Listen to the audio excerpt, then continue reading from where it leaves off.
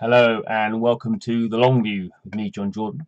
Today we're doing a first time user experience video. You can see we're playing Final Fantasy XV, a new empire. So going through a few little kind of login procedures at the start. So we had the push notification prompt, which we don't like to see, and then they've asked us if we want to switch on location based services so they can add location in terms of stuff like best alliances and that kind of stuff. So a bit about Final Fantasy XV. It is the first proper mobile MMOG or MMORPG from the Final Fantasy series, so obviously owned by Square Enix. The developer is actually MZ, used to be called Machine Zone.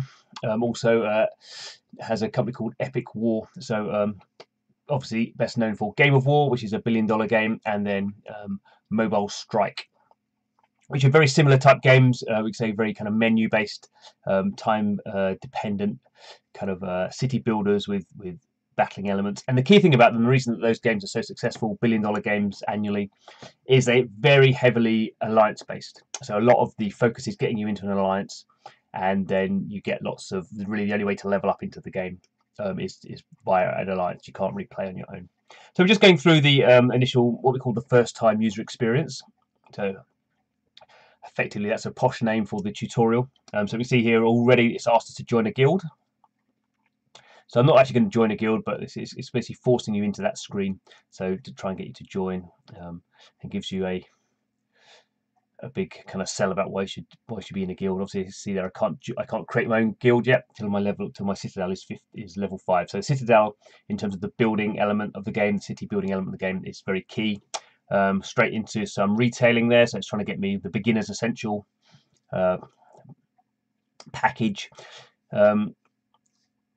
which I'm not going to do. I'm just going through really the prompt. So we can see here down at the bottom it's showing me what to do.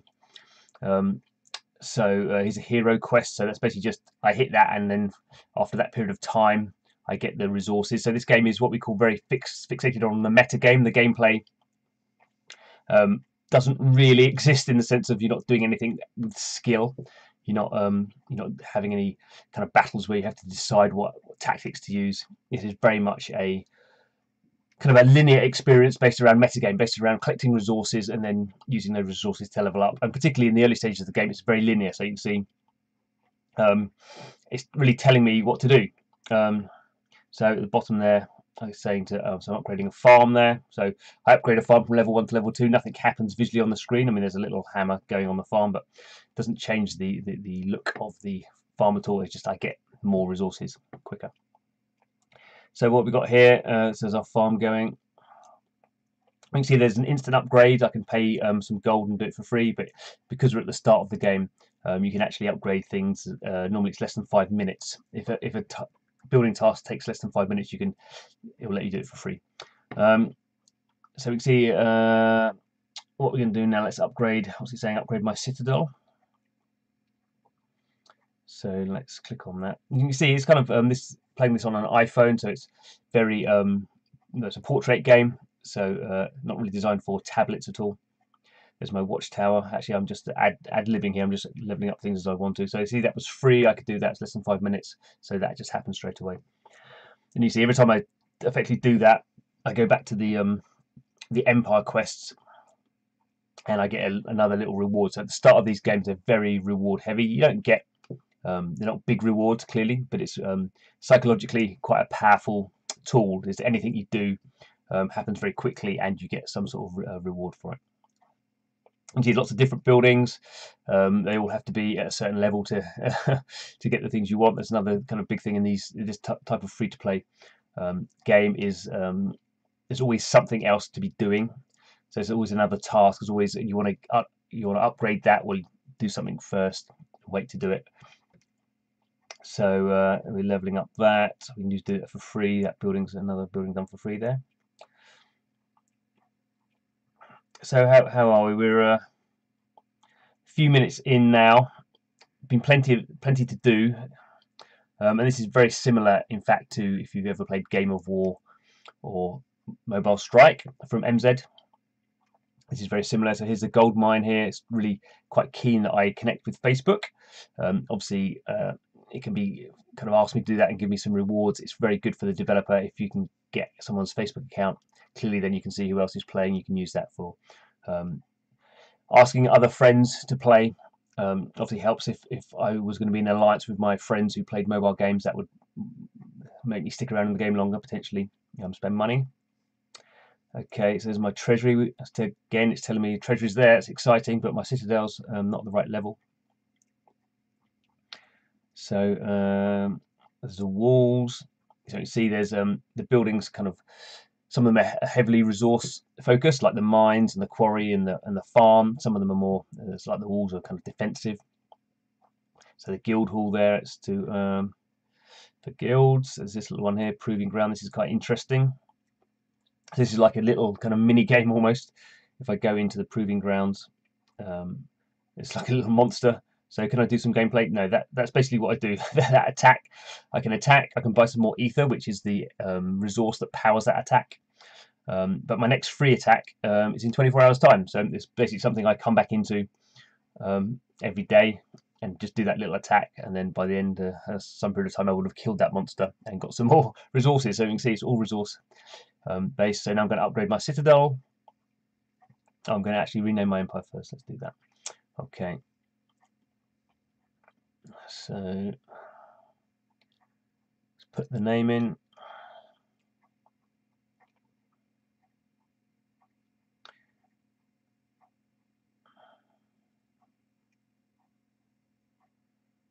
Just looking at what the citadel does, different boosts it does, different well, the citadel is your kind of your headquarters. So there it tells you the kind of how your city is kind of progressing, what kind of resources you're getting. If you get heavily into the game, you probably set up a spreadsheet to just so you can see what's going on.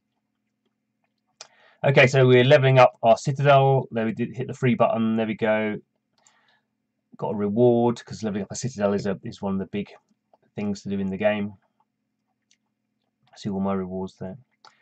Next quest is build a university. So there we go. Again, do that for free. So the tutorial's just pointing that out to me as if I didn't know that already. And now I have access to heroes. So I'm going to do some at the university. What you expect, you do some research. So we're going to research monster tactics. So there you can see. Again, researching is time-based. I'm also going to need some energy, so I'm going to have to start building, like the farm's going to build energy extractors. Again, another resource situation. Again, this early stage of the game, it's all just tap on it for free. Upgrade my citadel again. Yeah, so we've gone from level 2 to level 3 again. Do that straight away again. Quest complete again. I'm seeing all those lovely rewards. Obviously, the point of those rewards is then it means I can level up other buildings. It's keeping me in the game. In this early stage, that's really if you're a mobile game developer, you really want to keep people in for, get well into the tutorial. This game doesn't really have a tutorial in the sense of playing kind of demo missions or anything like that, but it's really trying to keep people in the game for as long as possible, always kind of giving them something else to do. As you can see, there's plenty of screens. There's plenty of things to delve into in this sort of game. I need some troops, obviously. So let's build a training ground. Again, it's free. So there's different troop types: warrior, mage, cavalry. Okay.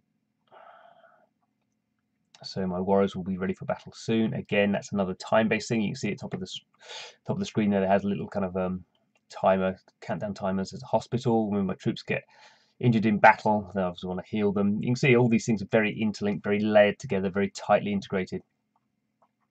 So as we said before, Game of War and Mobile Strike are very successful, two of the most successful mobile games ever made. Clearly not everyone's cup of tea in many respects, very menu based, and really have to be in an alliance and playing them kind of on a daily basis. And the reason that they do so well financially is that there's a very strong incentive to spend money in the game, more than other games. So the interesting situation with Final Fantasy XV, A New Empire, is how will that type of gameplay, which has been proven to be very successful, how will that work with, one, a big license? How will it work with the audience who have played Final Fantasy games? This clearly is, it's not a typical Final Fantasy game. As far as I know, there haven't been any RTS Final Fantasy games ever. They're all RPGs. They don't really have this building element. So there's potentially a disconnect between the Final Fantasy loving audience and people who will play this game. But it's interesting that lots of other developers are trying something similar. So there's a Call of Duty game coming out, which will be in this form. It's not being developed by MZ, it's being developed by a Chinese company. So there are other companies who are looking at how to use big console PC licenses and use them in this particular form, which has been very successful commercially, and certainly does appeal to a certain type of mobile player. So we can just see we're still going through the upgrade process. It's just kind of continuing. Whether you think it's boring or exciting, I guess it depends a little bit on the type of games you like. I guess the other thing here is I never really got on with Game of War or Mobile Strike, but have been over the years played quite a bit of Final Fantasy games. So will I actually stick around in this one a bit longer because it has the Final Fantasy? I mean, you wouldn't say it's a typically Final Fantasy game in terms of the artwork. It still looks very much like a Game of War or a Mobile Strike in terms of the UI and the user experience, but it is a Final Fantasy game, so the characters, the heroes, to a degree, some of the artwork aesthetic kind of has that kind of slightly steampunky element. So I think we will just leave it there. So the point of the first time user experience videos is not to get heavily into the game, it's just really to have a taster of what that initial experience is. So we've been going for well over 10 minutes now, and it looks like there's lots of leveling up still to do. So we've got our barracks there going up. So yeah, we'll be playing a lot more of Final Fantasy XV, I'm sure. I should point out at the moment it's still in soft launch. So soft launch is a testing process. It's not out globally yet. We don't know what the release date is. The point of these mobile games is they go into testing, and then the developer can look at the analytics, see how players are reacting to certain parts of the game, and tweak things. Often quite small things, but sometimes quite big elements can be changed to keep players happy, keep players retained in the game, and obviously keep players spending money as well.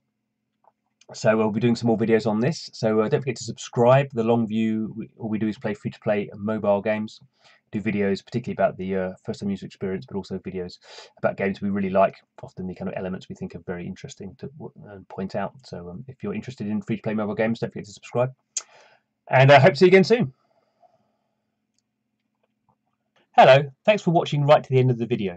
If you have any comments, please put them in the comment box. We're always interested to hear what people think of our videos. Also, don't forget to subscribe. There's a button below, and check out some of our other videos. There's 2 really good examples on the screen right now.